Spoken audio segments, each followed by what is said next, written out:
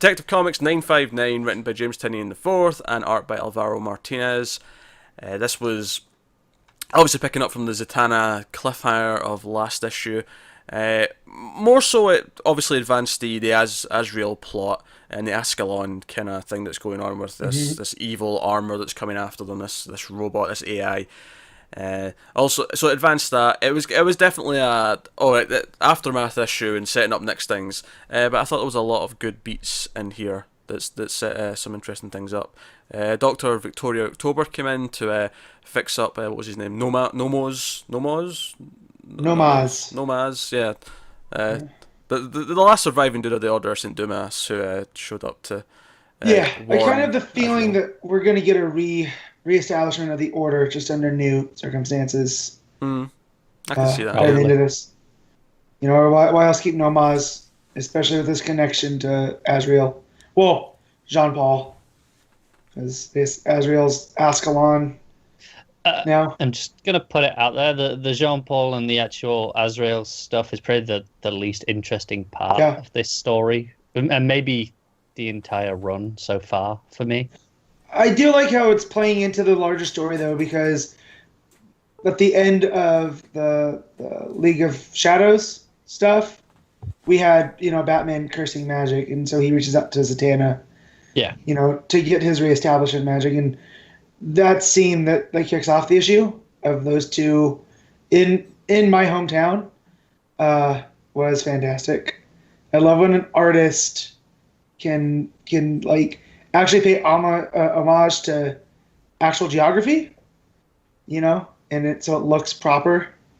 And then to smash that against later in the issue in Gotham, I loved it. Yeah, it contrasts between the different cities and how Hmm. Vegas very bright, Gotham very sort Yep. of dark and grungy. I mean, obviously there's still some neon lighting, but it's Oh yeah. different beast. yeah. Yeah. Yeah, it was a lot of setup. I did like the scene with Doctor October with Nomaz, particularly from Clayface's point of view, where she's kind of bantering with them, and she's kind of, she's a kind of a quick talker, and that Clayface's whole thing where they sort of reiterate that little column A, little column B thing, where she's like, oh, why are you asking about this? You wouldn't want me to be trying to fix your condition, would you, Clayface? And he's like, oh, little column A, little column B. So there was some fun banter from some of the characters in that way. I think what this issue is, it's not a standout issue of the run by any means, but I think it's just a solid example of, now this is why we like this book, because it's all a different kid. Because there's a scene with Batwoman and Batwing go off to his company, and it's just a bit of teasing. Like, he's talking about the actual technology behind the whole AI and how it's very different coding from actual computer coding, and how it's almost like a Hmm. different language to computer Yeah. coding. And it is, setting up some of the sort of the mystery behind it and some of the threat. But it's just the idea that we have all these different Bat characters all kind of doing their own, all connects, but they're all kind of doing their own thing in this issue. And Batman's asking Zatanna for help, and he's like, "Oh yeah, you once offered to help me with something," and then obviously there's that touching moment where he brings out the Tim hologram. He's like, "Yeah, I've already lost so much." Yeah, and it's pushing that part of the story forward too, because we know from solicits that detective going into that realm, right? That was a detective that we're going to see Oh two yeah, Yeah. yeah. stories. Yeah, Comic-Tober, September actually. We're getting yeah. an arc that sort of starts to hit on that stuff, but So it's writing for the trade, but it's also writing issue to issue, which I think is a skill that not many writers can nail nowadays, because you either do one or the other, and they're kind of like standalone stories, or they're just these big like John's rates for the trade better, I think, than he rates for single, yeah. you know. But Tynion, however we're gonna say it, is just he's kind of nailing Tynion, both right now. Tiny in the Tynion, fourth, Tynion, Tiny Man. James the Fourth, as I like to call him. But yeah, Uh, it was a really great issue, and the art I like the art. Again, we yeah, I liked it talked as about well. the contrasting cities, but all the Especially, characters kind of have a nice not a close up, but we get a nice moment with them not doing actiony stuff. yeah, Yeah. it's one of my favorite things about ensemble books is the downtime between things. It's one of the things that I thought Justice League was really lacking when we were reading it. It's just, yeah, I kind of want an issue of them just lounging around the Watchtower, one day. And this isn't quite that, but it has that kind of feel to it where it's them regrouping after like big stuff's went down and kind of. And to go back to your point about the art and the contrast in the cities, I do actually like how.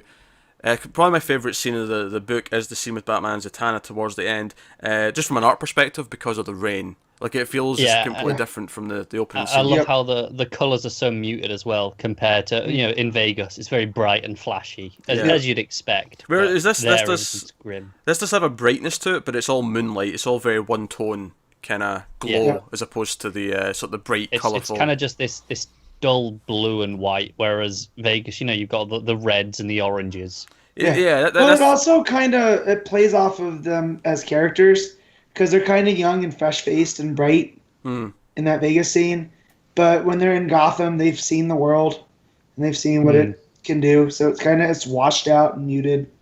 It's also kind of the light that's kind of unforgiving. Like when someone's in this light, in this type of moonlight, almost fluorescent kind of shade, it's not very like no one likes being in that light. Like, you always look crap on camera under those conditions. So it's kind of this unflattering look to it. In a nice I think way. also it's more of a natural light as well. Like I said, it's kind of moonlight and it feels much more natural compared to Vegas, where everything's it's a manufactured. cover-up. Yeah, exactly. Yeah. It's like, no, this is what we want to be, and then this is what the world actually is now. Yeah, Vegas is very pretty, but it was manipulated to be that way as opposed to what the way that things actually are. So no, so the shit. Obviously, we end with the cliffhanger that Azrael's suit kind of wakes up on its own and is like, yeah, you thought you were in control. Yeah, not really. Yeah. So. I'm not particularly interested in that side of things. It's definitely the weakest part for me. I kind of agree with that to an extent. I don't know. I wouldn't call it weak though. Like I'm having enough fun with it that I'm like, I think the problem is I just don't really care. It's fine, but I don't care about anything that's happening in that plot yet. Hopefully I'll change. But I'm intrigued about what it did to Jean-Paul to kind of fry him a little bit. But other than that, like this big killer AI, you can take it or leave it. I'm much more interested in his character development. For me, it's not like a super interesting plot in terms of like the plot itself, but in terms of what it's putting the rest of the characters through, I'm kind of into it. And yeah, I think it's interesting enough. I think it works enough. There's nothing about it that feels... sometimes a plot can feel like, this just feels super forced. It feels whatever. This feels like he set the seeds. This was planted a while ago. We're going through it now, and it's like it's fine. Like I say, it's fine. I don't really care about it. You used to have a knack for sounding more negative than anyone else, Connor, when you just don't care about something. I think it's because I find that worse than when I find something bad.